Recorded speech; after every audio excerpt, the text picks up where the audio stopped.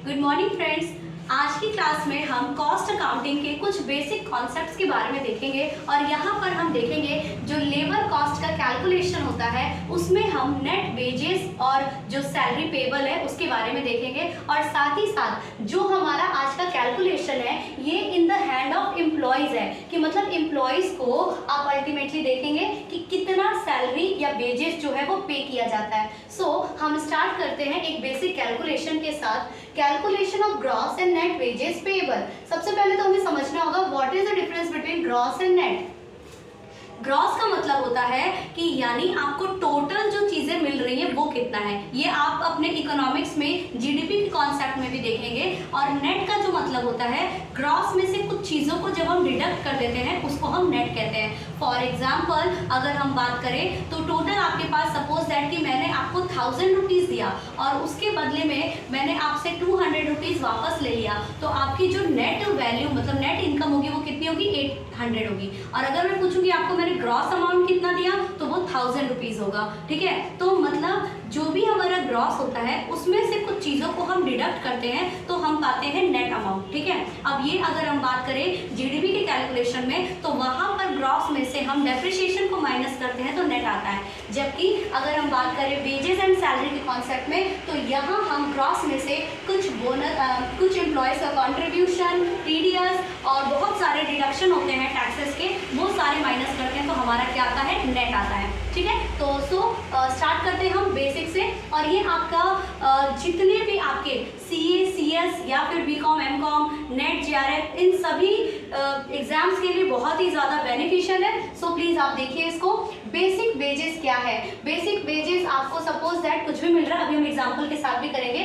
Basic wages suppose that आपका x amount है। ठीक है, इसमें हम ऐड कर देंगे डियरनेस अलावेंस। डियरनेस अलावेंस को डीए भी कहा जाता है, आपके आम बोलचाल की भाषा में आप डीए कहते होंगे। डियरनेस अलावेंस को हिंदी में कहते हैं महंगाई भत्ता। ठीक है, तो डीए जो है ना वो आपके बेसिक सैलरी का ही पार्ट है। यहाँ पे मैंने लिखा है is a part of a basic पे, यानी कभी भी इसको अलग से लिखते हैं कि आपको डीए इतना मिल रहा है, लेकिन ये आपके बेसिक पे से अलग नहीं है। इसको बेसिक पे में इंक्लूड करके ही करते हैं। जो हम वेरियस क्वेश्चन सॉल्व करेंगे तो हम ध्यान देंगे उसमें। ठीक है, तो डियरनेस अलावेंस क्या है, महंगाई भत्ता। और ये डियरनेस अलावेंस जो है ना वो वेरी करता है। कैसे वेरी करता है, तो सपोज दैट आप अगर एक छोटे शहर में रह रहे हो तो वहाँ की महंगाई का जो दर है वो अलग होगा। आप बड़े शहर में रह रहे हो, मेट्रो सिटीज में रह रहे हो तो वहाँ का अलग होगा। तो डियरनेस अलावेंस जो है ना वो फ्लक्चुएट करता है, लेकिन इसको हम ऐड करते हैं किसमें, बेसिक वेजेस में। सपोज दैट मेरी बेसिक वेजेस को अगर हमने एग्जाम्पल लिया 10,000 है, इसमें हमने डियरनेस अलावेंस को लिख लिया 1000 है। तो जो आपका total basic play plus DA जो आ रहा है वो कितना आ रहा है, 11,000 का आ रहा है। This is your what, basic wages plus DA, यानी कि महंगाई भत्ते को इंक्लूड करके। ठीक है, अब इसमें ऐड क्या करेंगे, तो कुछ चीज़ों को और ऐड करेंगे, क्योंकि जो एम्प्लॉयर होता है वो अपने एम्प्लॉयज़ को बहुत सारे चीज़ें भी देता है, जिसमें हम क्या करते हैं, वो एम्प्लॉयज़ को मोटिवेट करने का मतलब मनी इज अ फैक्टर जो मोटिवेट करता है वर्क करने के लिए। तो अगर हम बात करें तो यहाँ पर हम ऐड करेंगे क्या चीज़, बोनस को, यानी एम्प्लॉयर के द्वारा एम्प्लॉयज़ को जितने भी बोनस दिए जा रहे हैं वो सारे कुछ हमको यहाँ ऐड करना होगा। अब ये बोनस में और क्या हो सकता है, कई बार आप क्वेश्चन में देखेंगे 10% ऑफ बेसिक पे। ठीक, तो जब भी 10% ऑफ बेसिक पे अगर हमको बोनस देना होगा ना तो हम सिर्फ इस 10,000 पे नहीं देंगे, बल्कि किस पे देंगे, 11,000 का 10%। क्यों ऐसा करेंगे, क्योंकि मैंने अभी बताया कि जो डियरनेस अलावेंस है वो क्या है, बेसिक पे यानी कि बेसिक सैलरी के अंदर ही आता है। क्लियर है, होप आपको समझ में आ रहा होगा। तो हम यहाँ पर क्या करेंगे, बोनस को ऐड करेंगे और बोनस में आपके कमीशन चार्जेस भी हो सकते हैं या कोई फीस आप चार्ज कर रहे हैं वो भी आप ऐड करेंगे। सेकेंड हमारा अदर अलावेंसेस। अदर अलावेंसेस यानी जो एम्प्लॉयर है अपने एम्प्लॉयज़ को कुछ और भी सुविधाएं दे रहा है। अलावेंसेस का मतलब सुविधाएं देना, तो क्या दे रहा है वो, एचआरए यानी कि house rent allowance. House rent allowance भी दे सकते हैं हम सैलरी के अलावा। होता है ना, आप लोग कई बार सुनते होंगे कि हम अगर मुंबई में जा रहे हैं जॉब करने, दिल्ली में जा रहे हैं तो सैलरी प्लस क्या दे रहे हैं, सैलरी के प्लस में हम उसमें हाउस रेंट अलावेंस दे रहे हैं। ठीक है, यानी कि उनको रहने खाने का खर्चा भी दे रहा है। तो अदर अलावेंसेस में आपका जो एम्प्लॉयर है वो एचआरए भी दे सकता है, हाउस रेंट अलावेंसेस, इसके अलावा टीए का मतलब होता है ट्रैवलिंग अलावेंसेस। बहुत सारी कंपनीज में जो एम्प्लॉयर होते हैं वो अपने एम्प्लॉयज को ट्रैवलिंग अलावेंसेस भी देते हैं। एमए का मतलब होता है मेडिकल अलावेंसेस, ठीक है, सुविधाएं आपको, स्वास्थ्य से रिलेटेड सुविधाएं भी आपको देते हैं, तो वो सारे अदर अलावेंसेस में आ जाएंगे। इनको भी हम क्या करेंगे, ऐड करेंगे। नेक्स्ट है हमारा अदर कैश पेमेंट। अब इसमें अच्छा एक चीज ध्यान रखिएगा, जब भी हम ग्रॉस और नेट वेजेस पेबल करते हैं इसमें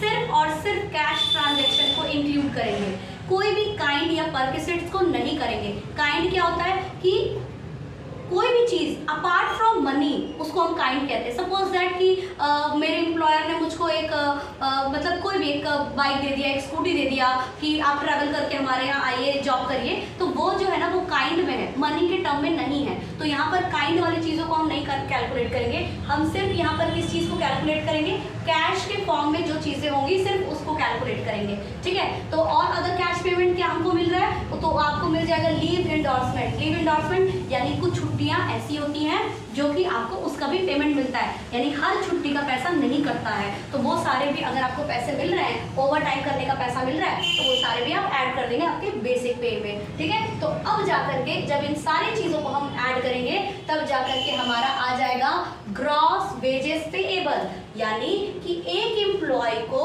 कितना ग्रॉस वेज मिल रहा है, वेजेस मिल रहा है, उसको हम बोलेंगे इन सारी चीज़ों को ऐड करते। नाउ अब मैंने बताया कि जब हम ग्रॉस से नेट पे आते हैं तो कुछ चीज़ों का डिडक्शन करना होता है, यानी कि लेस करना होता है। तो हम वो क्या चीज़ डिडक्ट करेंगे, तो सबसे पहले देखिए एम्प्लॉइज का कंट्रीब्यूशन टू पीएफ या फिर ईएसआई, प्रोविडेंट फंड में एम्प्लॉइज का भी कंट्रीब्यूशन होता है। जैसे एक प्रोविडेंट फंड है, इसमें आप एम्प्लॉयर का कंट्रीब्यूशन होता है, एम्प्लॉइज का कंट्रीब्यूशन होता है, तो यहाँ पर एम्प्लॉयर वाला हम नहीं माइनस करेंगे, जबकि एम्प्लॉइज का जो कंट्रीब्यूशन होगा उसको सिर्फ माइनस करेंगे। क्यों? क्योंकि ये इन द हैंड ऑफ, हम किसके देख रहे हैं, इन द हैंड ऑफ एम्प्लॉइज, यानी कि आप अगर कहीं जॉब करने जा रहे हो तो आपको कितना नेट वेजेस मिल रहा है। सपोज दैट आपने सुना होगा कि 24 लाख का पैकेज है, 25 लाख का पैकेज है, तो that package is the gross salary, gross wages, ठीक है, और उसमें से आपको इन हैंड कितना मिल रहा है वो आपका नेट वेजेस या नेट सैलरी हो जाएगा। तो हम उसी का कैलकुलेशन कर रहे हैं और कुछ नहीं कर रहे हैं, ठीक है। तो हमने जो भी पीएफ के लिए अपना कंट्रीब्यूशन दिया वो हम माइनस कर देंगे अपने ग्रॉस में से, ठीक। उसके बाद टीडीएस कटता है, टैक्स डिडक्टेड एट सोर्स, जो कि हम लोग इनकम टैक्स क्लास में कंटिन्यू करेंगे। प्रोफेशनल टैक्स होता है, या जितने भी तरीके के टैक्स होते हैं उन सबको हम यहाँ पे डिडक्ट करेंगे, ठीक है। इसके अलावा हमारा आता है कि लोन डिडक्शन या फिर एनी अदर डिडक्शन, और डिडक्शन जो है आप लोग टैक्स में पढ़े होंगे अंडर सेक्शन 80CC 80GG, मतलब बहुत सारे डिडक्शंस होते हैं। तो जितने भी डिडक्शन आप कर सकते हैं वो सारे डिडक्शन को यहाँ पे माइनस कर देंगे, and then at last you will get the net wages payable. और ये ध्यान रखिएगा ये किसके पास है, in the hand of employ, याद रखिएगा in the hand of employ. एक चीज ये याद रखना है और दूसरी चीज ये याद रखना है, ओनली कैश ट्रांजेक्शन, सिर्फ कैश ट्रांजेक्शन की बात की जा रही है, इसके अलावा जो भी कुछ होगा इन पर्क और इन काइंड वो यहाँ पर बात नहीं की जा रही है, वो हम नेक्स्ट कॉन्सेप्ट में पढ़ेंगे, ठीक है। ओवरऑल अगर हम बताएं तो सपोज दैट अगर किसी पर्सन ने आपसे कहा कि उनका जो सैलरी है या वेजेस है वो 24 लाख पर एनम का है, तो 24 lakh per annum is what, gross wages, okay. अब उसमें से हम क्या करते हैं, वो ग्रॉस सैलरी हो गई, देन हम कुछ चीज़ों को डिडक्ट करते हैं, यानी प्रोविडेंट फंड में हमने कितना पैसा जमा किया वो माइनस करेंगे, टैक्स कितना दिया, और भी बहुत सारे खर्चे इधर उधर के अलावेंसेस होते हैं, उन सबको जब हम माइनस कर देंगे then what you will get, you will get the net wages payable. अब यहाँ पर मान लीजिए मैंने एग्जांपल लिया था 10,000 हमारा बेसिक पे था, डीए हमने ले लिया 1,000 का, हो गया 11,000। अब मान लीजिए कि बोनस हमको ज़्यादा मेहनत करने पर हमारा एम्प्लॉयर हमको दे रहा है 500 रुपये का बोनस, ठीक है। अदर अलावेंसेज यानी कि हाउस रेंट अलावेंसेज में मान लीजिए 1,000 रुपये हमको हाउस रेंट अलावेंसेज भी दे दिया, इसके अलावा छुट्टियाँ ले रही हूँ तब भी हमको कुछ और भी कैश पेमेंट कर रहा है, वो 500 रुपये हो गया, तो कितना हो गया टोटल 11, 12 और 13,000 रुपीज़ हो गया हमारा क्या, ग्रॉस वेजेस, यानी कि ग्रॉस वेजेस कितनी हमारी 13,000 रुपये महीने का।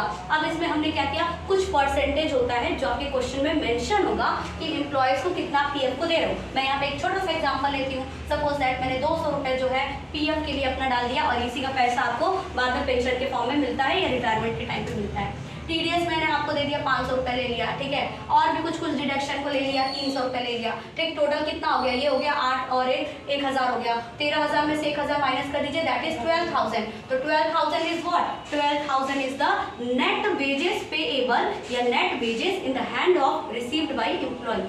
क्लियर है?